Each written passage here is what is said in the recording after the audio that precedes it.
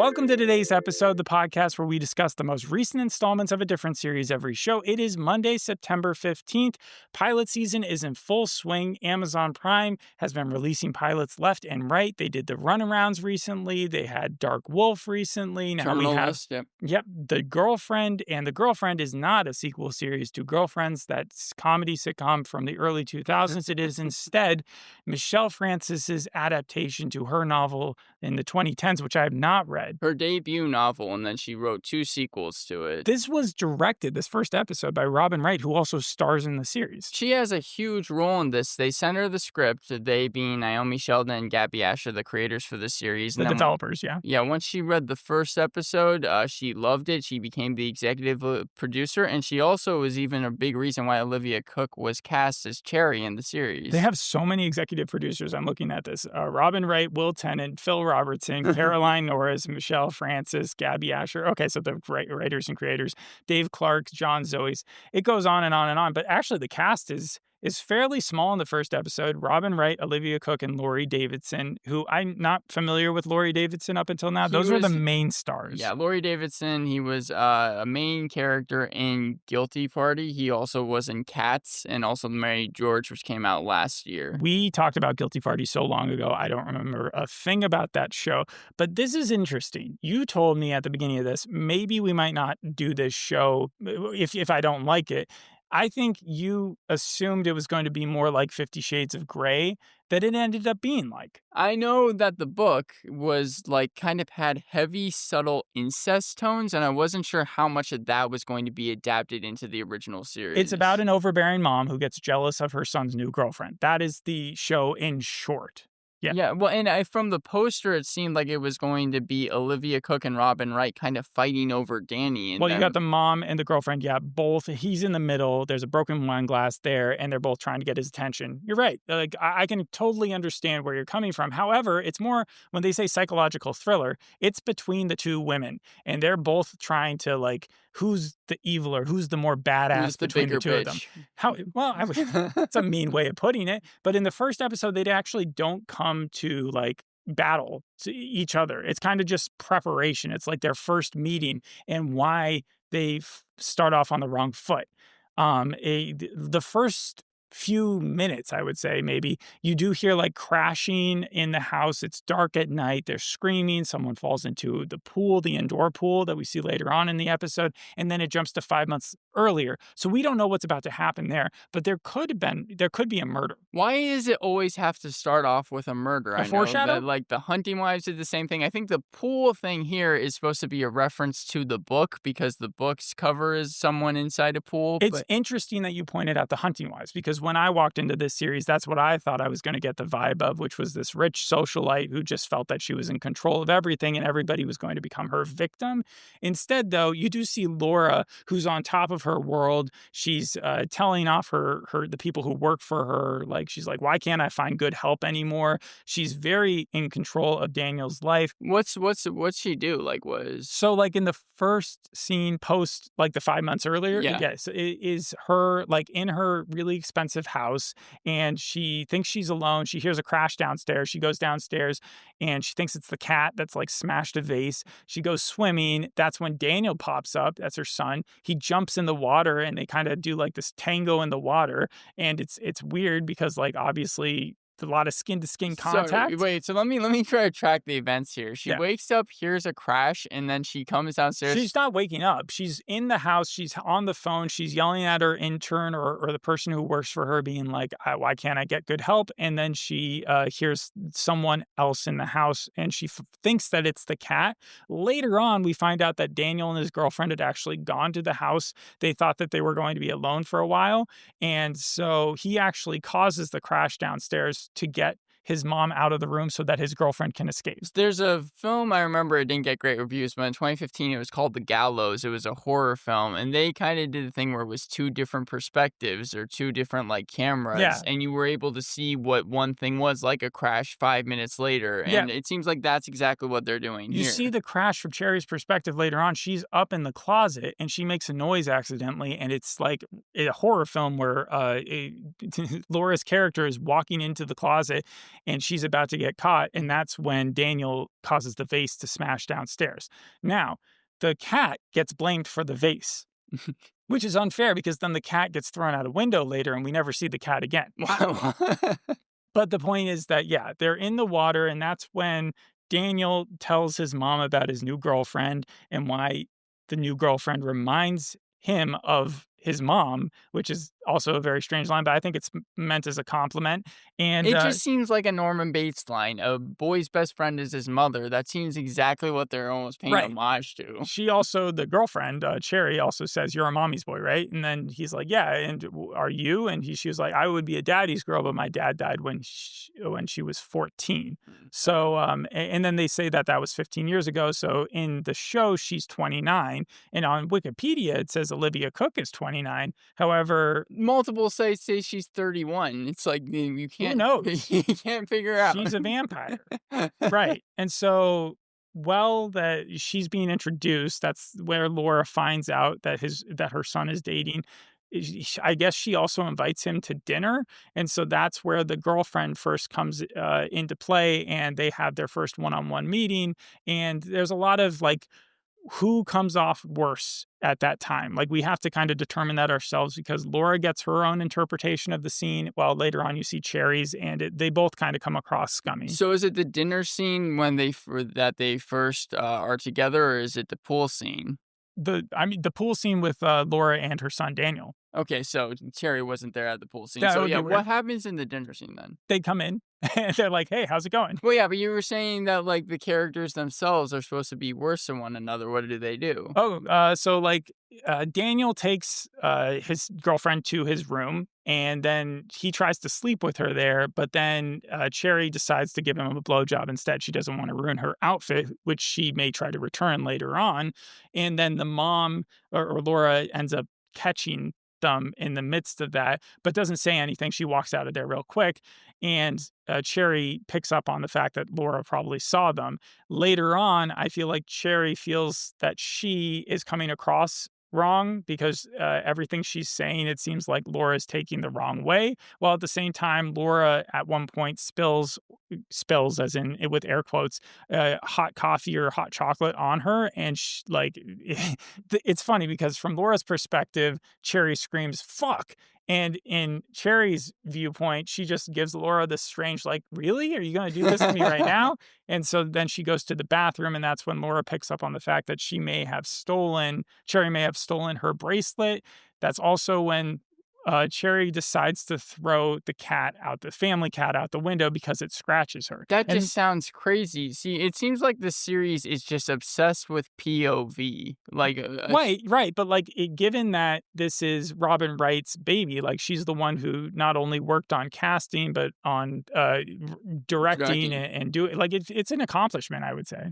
But it seems like also, what about classism? Because Michelle Francis, she was talking about classism in this book. She even said classism in our country is so embedded in our daily lives. I imagine the show has to address that in some way, right? Cherry's mom does give kind of an exposition thing where she's like, "Your dad was an architect and I'm a butcher and we love each other. And you should stop trying to date or find love in rich people because they'll never actually marry you." Mm. It kind of reminded me a lot of Amora? What was that? Honora, Yeah, yeah, yeah, yeah. best Where picture. yes, but at the same time, I don't think Cherry's gonna fall into that camp. Her ex has accused her several times of stalking him, and Has she it's been? we not in this episode, but you can see why he thought that she was because she kept on attending his like proximity. And so if we find out that there's been this big twist and the reason that she's with Daniel, she'd somehow like crafted that, manipulated him into being around the other dude, that would be quite a twist, but it wouldn't be completely out of the realm of possibilities. So I yeah, see that kind of plot reminds me of something like Skins, where I remember there was a character that just wanted to date like almost the exact replica of who that other person was. Maxie or Here, something yeah, like yeah, that? yeah, yeah. It was in season 2, I remember. Is it like, Here, yeah, the weird lady, right? yeah, she had some problems And then with she him. like was with Dev Patel's character. Is that Yep, what was going yep. on? Again, you remembering the plot pretty well. But here it seems like Cherry is kind of almost doing the same thing. But Cherry, I thought that I read that she was supposed to be successful in the series, She is. but She's really good at selling people houses. Like, she's in real estate interior design type thing where she is showing off all these properties. When she first meets Daniel, she thinks she's just a frat boy who's also like in finance. And so she's showing him this high rise with this wonderful view. And then she finds out he's actually a doctor. And she's like, I know this other place that you're going to like so much more. She takes him to it. She doesn't have the keys for it. Funny enough, that Skins reference that you just made. yeah. So one of her colleagues who just got a promotion over her, kind of like Sweet Pea, because they didn't deserve it. Her name is Pandora, and Pandora, I think, is the main character's best friend in the second season. Effie's best friend Mhm. in season 2. Point back to this though. So she shows him that second building, but she doesn't have the key, so they end up breaking in. They go out the back. I remember there was a story from the guy who did in White Collar, Matt Bomer, right? Yeah, Bomer, yeah, the main character, yeah. right? And he was on a late night show where he said that he had been looking to buy a house and it was for sale and there was one that was very similar near it, Yeah. and so he jumped the property's backside to like check out the But weren't the landscape. people there? Yeah, and the people were like, we love you, but get the fuck out of here, like that type of thing. And so they do something like that. They jump over, but they know that the property is going to be empty, and they end up having sex, and that's how their relationship starts. So it's an interesting backstory. That is that just seems like they were supposed to, like, be together. I'm trying to understand. So if she's kind of doing well off and her boyfriend is a doctor, so he's also doing well off, why Daniel was is a doctor. yeah, why was Cherry's mom so against her dating someone that was successful? Well, again, this is not Daniel is not the first person that she's dated, and her mom is reading all these newspaper headlines about her ex getting married and how she knows personally that the boy next door is still available. It reminded me a little bit of The Bear when Carmi keeps on getting egged that like the next door neighbor is also like Claire Bear, I think is what she's called. that's who he's supposed to date. Yeah.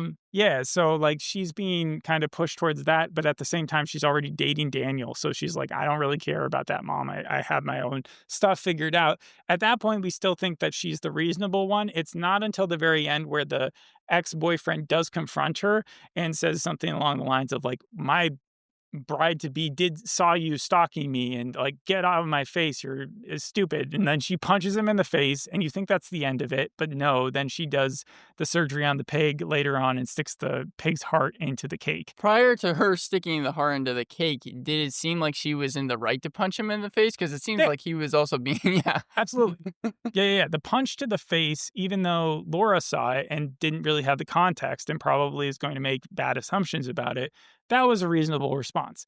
But then going in and taking a butchered pig and like, I don't know how she would have managed to do that. Cause usually, like for a wedding of that size, of that caliber, they'd have a lot of security. And she was able to just meander in there in her fake chef's outfit and like be the one who brought out the Oh, cake. so this was like a full on like mission. Yeah. She was like acting To like a the chef. score of it was a famous Animal Flow by Ren. Yeah, I don't know what it is about Amazon Prime. That was one of my biggest pros about We Were Liars. It seems like they somehow are always able to have good soundtracks. It starts with Everybody Wants to Rule the World, but by Lord. So it's like a sad version. Then you got the Kings, PJ Harvey, Blackpink. Yeah, they got a lot of different music in And this that's just show. the first episode. I can already imagine like when she puts the heart in, there's like a pop song in the background or something. Yeah, we don't exactly we see her take the heart out, look at it, and then we see the cake and we know exactly what's going to happen because as soon as I don't know how she would have aimed it. So, because it's a big cake, Right. how she should have like put the thing in there where it would absolutely explode the second that the knife went in. But Because you could also tell if she, I like how we're really dissecting it, but if she put it in, like you could tell that there would be some tomfoolery with the cake. yeah, you mean like she wouldn't have been able to dress the cake after it had that? Like she would have had to have made friends with a baker and then gone through all that Disguise process. it or We something. Yeah. didn't get the background of that. That is a big plot hole. I agree.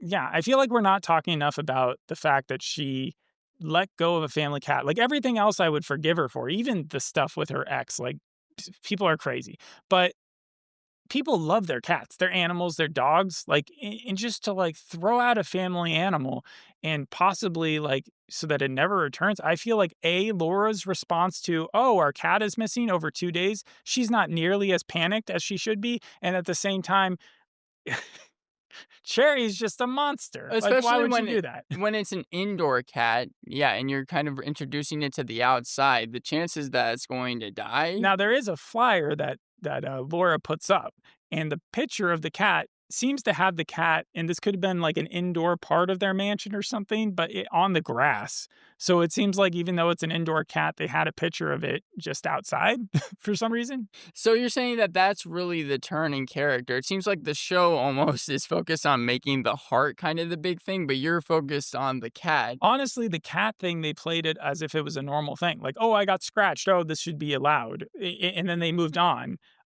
It wasn't until the last scene with her like butchering a pig that they made such a big deal about Cherry being as crazy as Laura kind of is suspecting her to be. So Laura ended up kind of being right. That's why I feel like the twist of the first episode is, right? She's right in some ways. I still wouldn't want her as like a parent. It feels like Daniel does need to get out from under her grip a bit. And it does feel like she also doesn't care about her husband all that much if she's completely willing to let him continue sleeping with this other Right. lady. Howard is supposed to be, I feel like, the most likable character. At least that's what I've read, which is a complete 180 from what he is in the book. He's been in like 4 minutes, so Oh, I okay. can't tell you if he's a likable character. The other person that we've seen the most of is Laura's best friend, who's played by someone from Silo. She played like the judge in the second season of that.